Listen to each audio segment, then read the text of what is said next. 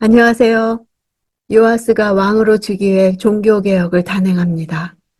오늘 본문은 열왕기하 11장 13절에서 21절입니다. 14절. 아달랴가 보니 거기에는 왕이 관습대로 기둥 곁에 서 있었습니다. 관료들과 나팔수들이 왕 곁에 있었고 그 땅의 모든 백성들이 기뻐하며 나팔을 불었습니다. 그러자 아달랴는 자기 옷을 찢으며 반역이다, 반역이다 하고 외쳤습니다. 기둥은 성전 문 앞에 서 있는 야긴과 보아스 중 하나일 것입니다. 야긴과 보아스는 솔로몬 성전 건축 당시 설치된 것으로 다윗과 맺은 언약에 입각하여 남유다 왕권을 떠받치고 있는 하나님의 능력과 도우심을 상징하는 것입니다. 요아스가 관습대로 성전의 기둥 옆에 서 있었다는 것은 곧 그가 다윗 왕권의 정통 계승자임을 만천하에 공포하는 의미를 갖습니다.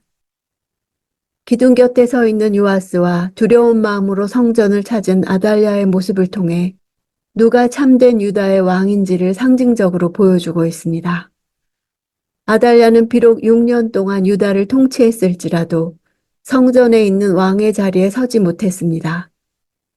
반면에 요아스는 비록 7살이란 어린 나이였고 아직 국정을 다스릴 만한 역량을 갖추지 못했지만 다윗의 후손으로 하나님의 언약에 따라 왕이 될 수 있는 정통성을 갖추고 있었습니다. 저자는 이처럼 참된 왕과 거짓 왕이 누구인가를 두 사람이 서 있는 위치를 통해서 상징적으로 보여주고 있습니다. 나팔수들은 레위인들이나 제사장들로서 양각 나팔을 불었던 악사들입니다. 기뻐한다 하는 단어는 열왕기서 전체에서 5번 등장하는 형용사입니다. 4번은 모두 솔로몬 왕과 연관해서 등장합니다. 이러한 맥락에서 볼 때 요아스의 즉위에 대한 온 국민의 즐거움은 솔로몬 시대에 버금가는 것이었음을 알 수 있습니다.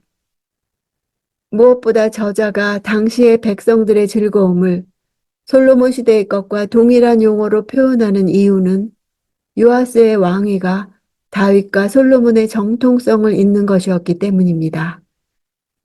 찢다라는 단어와 외치다라는 단어는 와티크라흐, 와티크, 발음상 유사한 표현으로 아달랴가 옷을 찢으며 외치는 소리가 동시에 연출되고 있음을 묘사하므로 독자들에게 더욱 극적인 효과를 전달합니다.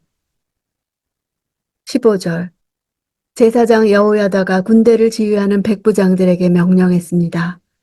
저 여자를 대열 밖으로 끌어내고 저 여자를 따르는 사람은 누구든지 칼로 죽이라. 이는 제사장이 여호와의 성전 안에서는 그를 죽이지 말라 하고 말해두었기 때문입니다. 성전 안에서 죽이지 말라는 것은 당시 성전이 도피성 역할을 하여 범죄자라 할지라도 함부로 성전 안에서 죽이지 못하는 관습에 따른 것입니다. 16절.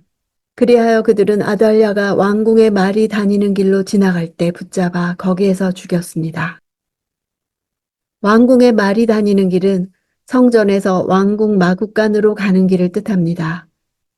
이 말문 입구는 말을 타고 동편에서 성으로 들어오는 성의 외곽에 있는 문으로서 궁정의 마구간으로 통하게 되어 있습니다. 아달랴를 압송하면서 왕궁으로 통하는 길을 이용하지 않은 것은 곧이어 왕위에 등극하는 요아스가 지나갈 길이었기 때문입니다. 17절. 그러고 나서 여호야다는 왕과 백성들이 여호와와 언약을 맺어 여호와의 백성들이 되게 했습니다. 그는 또한 왕과 백성들 사이에도 언약을 맺게 했습니다. 여호와와 왕과 백성 사이에 체결된 언약은 과거 다윗 언약을 갱신하는 것으로 여호와를 유일한 왕으로 인정하고 그분 앞에서 마땅히 행해야 할 의무를 되새기는 의미가 있습니다. 여호와와 세운 언약이 수직적 차원의 언약이라면 왕과 백성들 사이의 언약은 수평적 차원의 언약에 해당합니다. 그 내용은 왕이 백성들을 율법에 따라 다스릴 것에 대한 맹세와 백성들은 하나님이 임명한 왕을 섬기며 순종할 것에 대한 서약으로 구성되어 있습니다. 18절. 그 땅의 모든 백성들이 바알 신전으로 가서 바알 신전을 부서뜨렸습니다. 그들은 제단과 우상들을 산산조각 냈고 제단 앞에 있던 바알 제사장 맏단을 죽였습니다. 그 후 제사장 여호야다는 여호와의 성전에 관리들을 세웠습니다. 현재 남아있는 기록에 의하면 남유다 어디에서도 바알 신전이 있었다는 역사적 정보를 찾아볼 수 없습니다.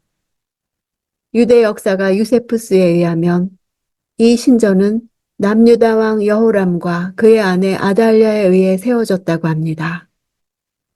남유다에 바알 신전이 있었다는 기록이 없는 것은 후대 유대인들이 다윗의 자손이 다스리던 남유다에서 이방신을 섬겼다는 사실을 수치로 여겼기 때문에 생략한 것일 뿐, 실제로는 당시 예루살렘의 북이스라엘과 마찬가지로 바알 신전을 비롯한 다른 이방신들을 섬기는 신전들이 있었을 것으로 추정됩니다. 맏단은 베니게에서 유래한 이름으로 선물이라는 뜻을 가지고 있습니다. 그의 완전한 이름은 맏단 바알, 즉 바알의 선물이었을 것입니다. 베니게의 비문을 보면 맏단 바알이란 이름이 자주 등장합니다. 본문의 맏단도 당시 흔히 사용된 바알 제사장의 전형적인 명칭임을 알 수 있습니다. 19절 그는 백부장들과 가리 사람들과 호위병들과 그 땅의 모든 백성들을 거느리고 왕을 모시고 여호와의 성전에서 내려와 호위병의 문 쪽 길을 지나 왕궁으로 갔습니다. 이렇게 그는 왕위에 올랐고 당시의 성전이 시온산 뒤에 위치해 있었으므로 요아스 왕은 시온산에서부터 왕궁까지 호위병들의 경호를 받으며 왕좌에 이르게 되었습니다. 가리 사람이라는 이방인을 부각시킨 것은 여호와의 구속사에 있어서 이방인의 역할을 긍정적으로 인정한 것입니다. 20절 그 땅의 모든 백성들이 기뻐했습니다. 아달랴가 왕궁에서 칼로 죽임을 당했기 때문에 예루살렘 성은 평화를 되찾고 조용해졌습니다. 조용해졌다는 말은 여호수아와 사사기에서 그 땅이 평온했다 할 때 사용된 단어입니다. 백성들의 기쁨을 반복적으로 묘사하는 것은 아달랴의 학정과 종교적 부패와 비리 등으로 그동안 유다 백성들이 많은 고통과 억압을 받았음을 암시하고 있습니다. 예루살렘 성의 평화와 아달랴의 죽음을 대비시킴으로써 남유다를 혼란케 한 장본인이 아합 가문의 최후 생존자였던 아달랴였음을 강조합니다. 칼로 죽임을 당했다고 밝힘으로써 아합 왕가에 대한 심판은 칼에 의한 죽음으로 예언되었기에 아달랴의 죽음 또한 하나님의 심판의 맥락에서 징계를 받아 죽은 것임을 나타내는 것입니다.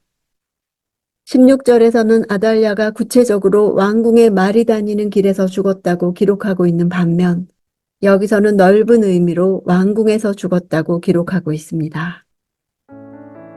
다윗의 후손인 요아스가 왕이 됨으로써 비로소 남유다에 평화가 임했습니다.